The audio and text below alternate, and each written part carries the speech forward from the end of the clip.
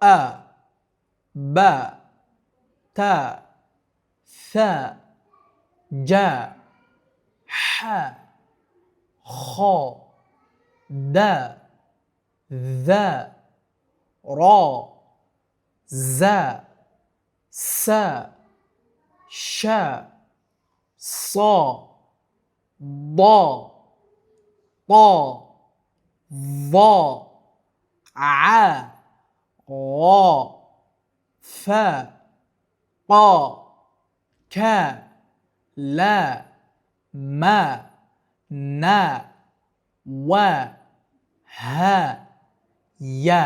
Assalomu alaykum. Keling, bugun sizlar bilan arab harflarini qisqacha bitta ko'rsatib beramiz. Asosiy qilinayotgan xatolar va to'g'rilash kerak bo'lgan nutqlarni bitta aytib o'taman. Alif harfida boshidan boshlab 28 ta harfni tez ko'rsatib o'tamiz. Boshidan misol uchun a alif harfi. A, I, U bilasiz, uchalasi ichiga kiradi. Ko'pchilik buni og'zini chila ochib ö deydi. Ö, I, U. Shunga e'tibor bersanglar bo'ldi. Jag'i kattaroq ochasizlar. A, U boshqa tovush chiqadi. B da bo'lsa, B da hech qanaqa kamchilik yo'q. B o'ta chiroyli, o'ta go'zal chiqadi. Faqatgina sukunli holatida lavni oxirida bitta ochib olsangiz tovush eshitiladi. Ab, ab.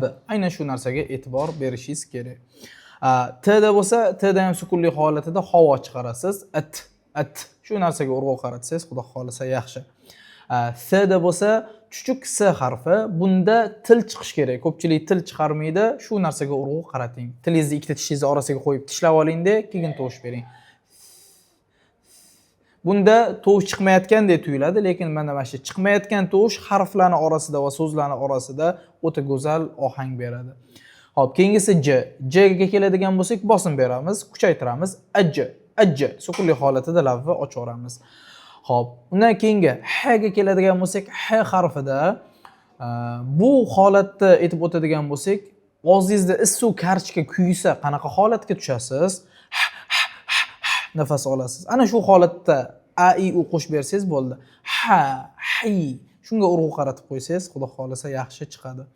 Xo'p, undan keyingisi qattiq X harfi. Qattiq X harfini jahlingiz chiqqanda xo'roz so'zini qanaqa o'qiganingiz, qanaqa o'qisangiz, xuddi shunaqa oxirigacha qirib o'qib berishingiz kerak.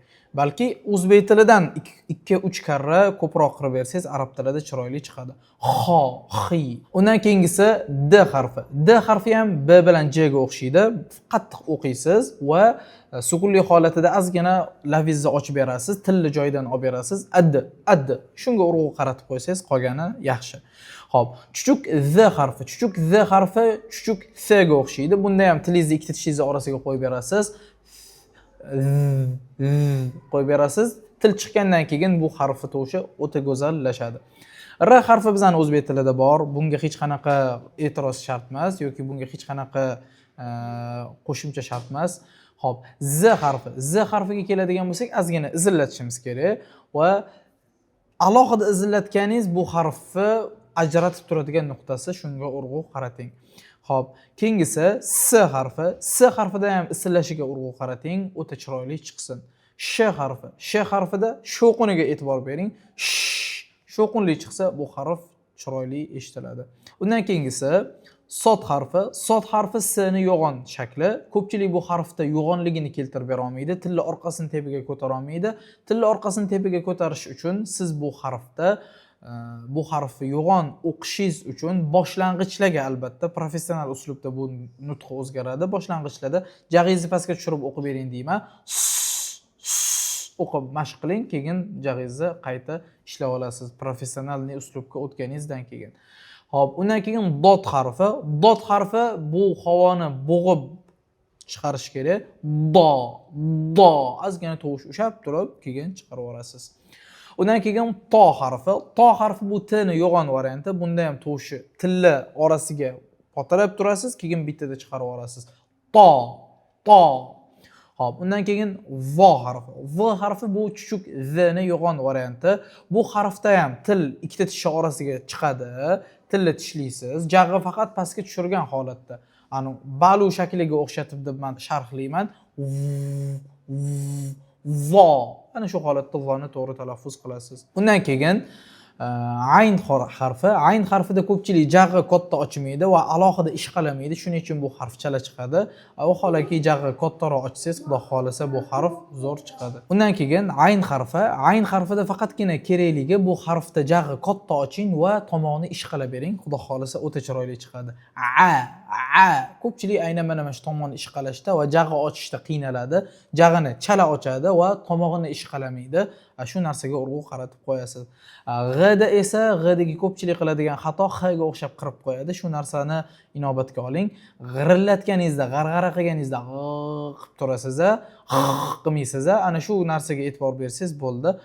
Yumshoq g'irillating. Bu harf gʼ yumshoq bo'ladi. Bizning o'zbek tilidagi g'ga qaraganda. Xo'p, undan keyingisi f. Fda qiyin murakkab joyi yo'q. Bizning o'zbek tili bilan bir xil. Xo'p, undan keyingisi q. Q harfida ham x ni chiqarib qo'ymasangiz bo'ldi va bu harfni alohida mashqlar asosida o'rgansa bo'ladi. Qo chiqadi. Bizanikilar qo deydi. Shu narsaga urg'u qaratib qo'yasiz. Arab tilidagi q o'zbek tilidagidan ko'ra 2 karra 3 karra jarangliroq eshitilishi kerak. Undan keyingisi k harfi. K harfida oddiy holatini oson bizni to'g'ri o'qiymiz. Sukunli holatida tovushi kaltakesini to'vishiga o'xshatib chiqarib bersangiz bo'ldi. Ak talaffuz qilib bersangiz chiroyli eshitiladi. Undan keyingisi l harfi. L harfida bizda jag' chala ochiladi. L ni o'zida ochilmaydi, balki undan keyingi harfda chala qolib ketadi. O'zi aslida la deyishimiz kerak. Bizanikilar l deydi. Mana bu yerda kamchilik bor. Shuni to'g'rilab qo'yamiz. Xo'p, undan keyin v da bizanikilar bu harfni oxirigacha cho'chchaytirmaydi. Yo tepa tishni pastki lavga urib qo'yadi yoki ikki lavni dan o'qiydi-yu, oxirigacha cho'chchaytirib o'qimaydi. Shu narsani oxirigacha shunday chalganingizda cho'chchaytirib o'qimaguningizcha bu harf arab tilidagi chiqmaydi. Va. Undan keyingisi mayin yumshoq h. Mayin yumshoq h safardan charchab kelganingizda nafas olasiz, xirillab. Ana shu xirillagan tovushga a i u qo'shib o'qib berganingiz hi, hu nutqida ketadi. Oxirgi harf y harfi. Bu harfda sal kuchliroq, sal bosim berasiz. Lekin bu ham sodda harf. Ya, yi, yu. Buni hech qanaqa murakkab joyi yo'q.